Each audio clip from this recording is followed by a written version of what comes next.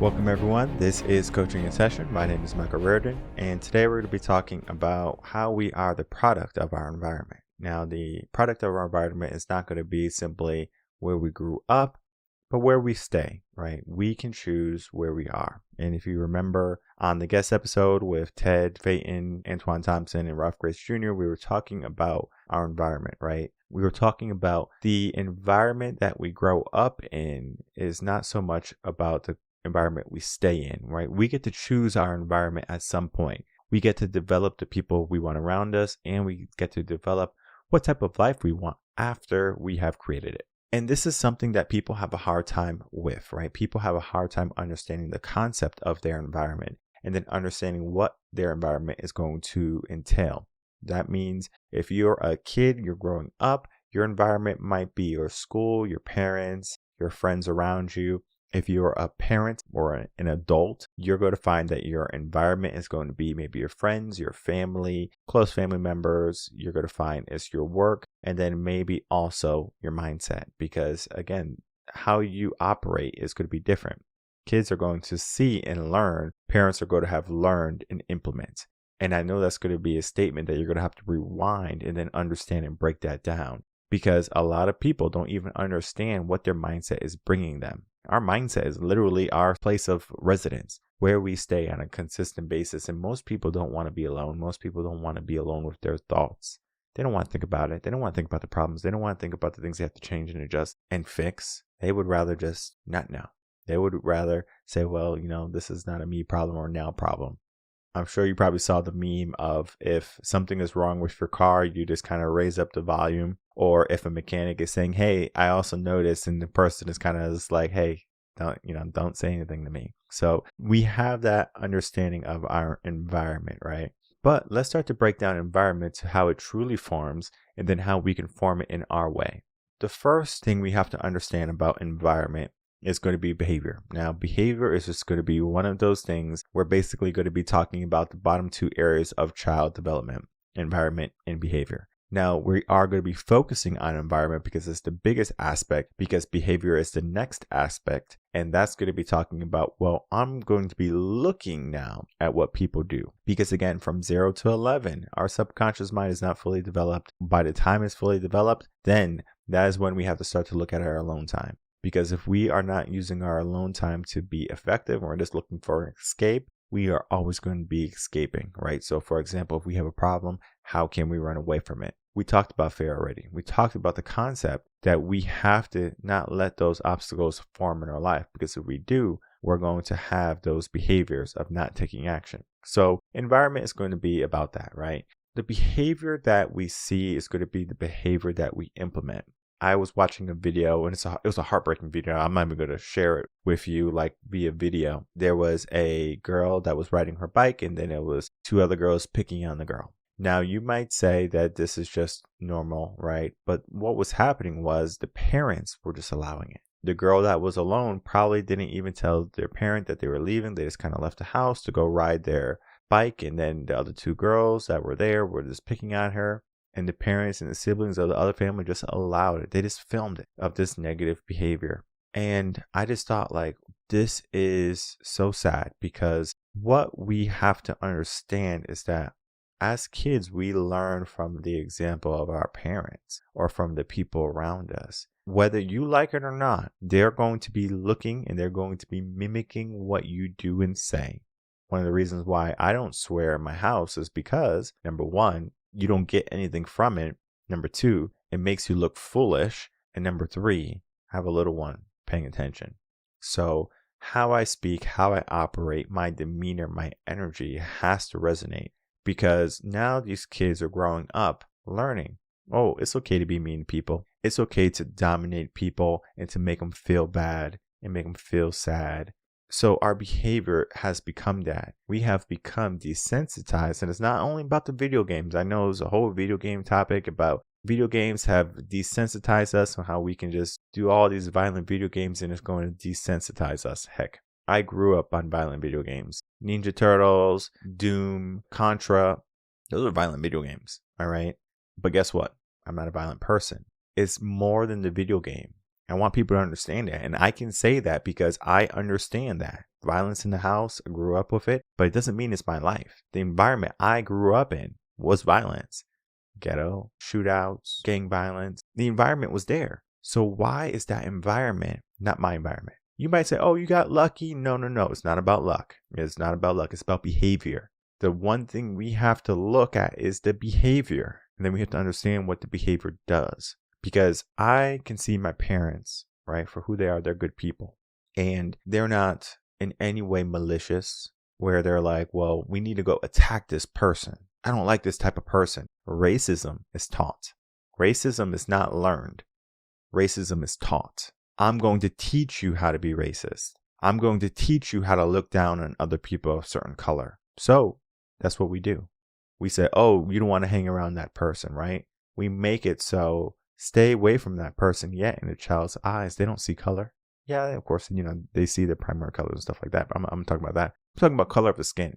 I talk about the story, and I'm going to keep on talking about the story because it's such a great story. One time I was in the car line when I was a teacher. I had just opened the door for 2 twin boys. They were in kindergarten, and they were walking in. What had happened was another girl that was in their class, she comes out of the car, a couple of cars down, and so she sees these 2 boys walking in to the school. Now, the 2 boys are African American, and the little girl is Caucasian.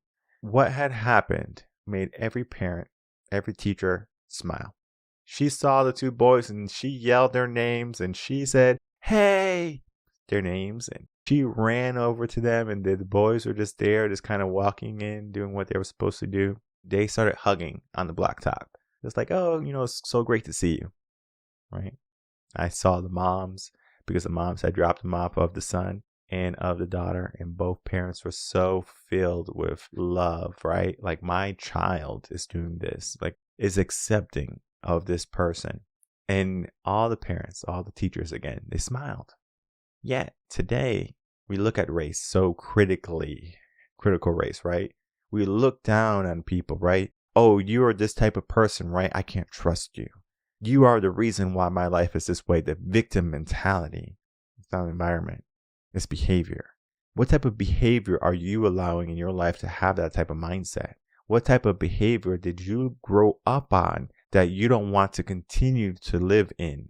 People have a hard time understanding that. Yes, kids are going to mimic parents. Parents might be a bad influence for their kids, but it doesn't mean that a child cannot get a good influence in their life and then understand that that is a good influence. Because not every child is going to have an ideal situation with both parents in the household, with both parents able to provide, protect them, with both parents loving and caring and nurturing them as they should be, because children, they have to learn about love and affection. Again, I talked about this already weeks ago on the emotional intelligence is not the answer. From 0 to 7, we have to teach about the emotional aspect, the kindness aspect, because when you're an adult, it's one of those passive things. You can't catch an adult up when it comes to emotions. It's their foundation, and it's not going to be something you can bring them to school, teach them an education class on emotional intelligence, and all of a sudden they're going to change their behavior. They need to have a trauma. They need to have a moment that wakes them up, because if they don't have that shocker in their life, they will not change. That's just the way it is. That's just the way how the mind works. Yes, can you do hard work and say you want to make some changes, and maybe you do change? It's possible, but the probability is so much lower. They need that trauma. They need that harsh moment in their life. That's a wake-up call for them to saying, you know what, maybe this is not the right way to be living. So the behavior eventually is going to come up to character, and then that character is going to present itself to the world, and the world's going to either accept you or it's not going to accept you. And if the world doesn't accept you, now we have that trauma finally. That peer acceptance is not there, right? The world does not accept me for who I am. But we have to ask ourselves, if the world doesn't accept you for who you are, who are you? Because if you're a strong individual who is, for example, men today are very masculine, right? Men can be masculine or men can be feminine. But a masculine male today is considered toxic. Oh, he's masculine. He's a masculine male. He's very toxic. Oh, he believes in empowerment, and he believes in leading, and he believes in going off and getting his own and being successful and finding purpose, right? That's toxic now. The idea of what a man is to accept what he gets and to do the best he can with what he got. That's not living. That's not life. That's not the appropriate behavior for a man. talked about it. Culture and society are going to be there. Culture and society are going to be there. And we talk about equality. We talk about how it's not fair and how people are victims because of slavery and things along those lines. And we talk about how success is going to be a low number for African Americans, right? So if we look at like who are the wealthiest people in the world, the majority is going to be white. We can look at that number and say, well, it's not fair, right? It's a bunch of rich white people walking around the world. No.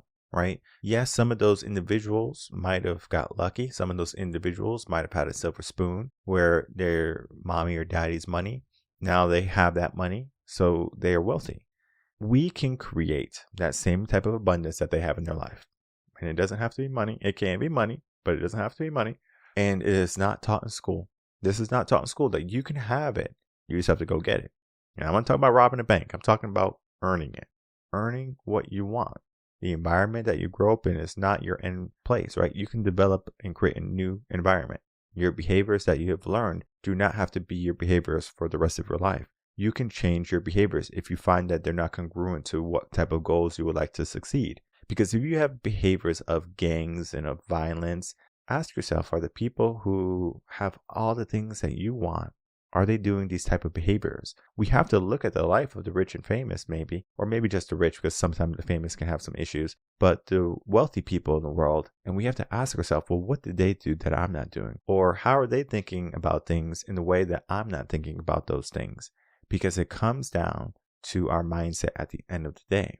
But yet culture is going to say, it's not fair, it's not equal. Then you're going to give yourself that daunting idea of, look how far I have to go now.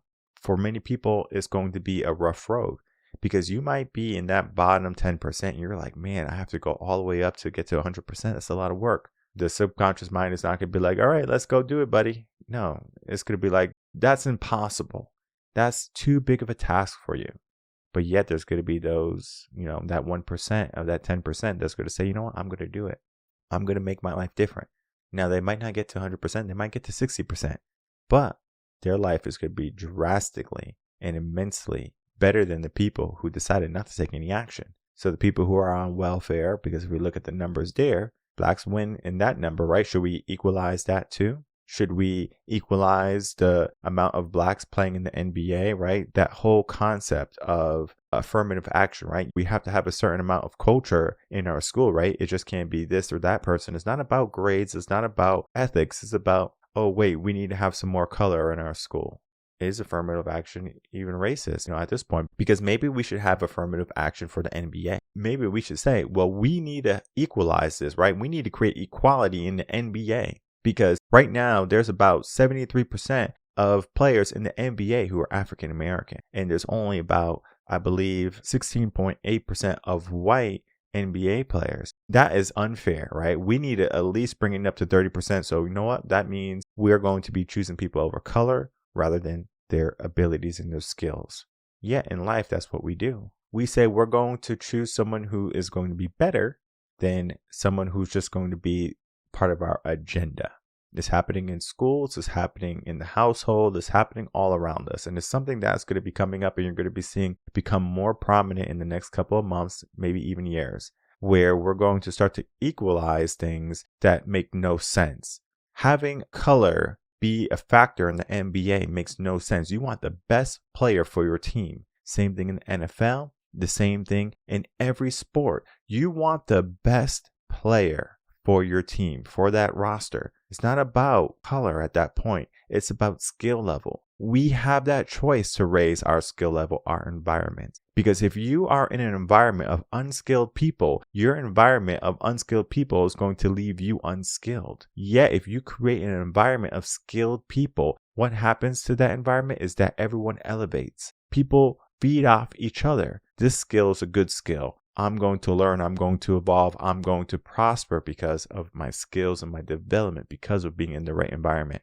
Yet, we are just giving ourselves bad environments, bad skills, bad behaviors, right? We watch the mainstream media and they tell us, well, you have to be this way, you have to act this way, you have to do this thing, you have to be in fear. So we do it.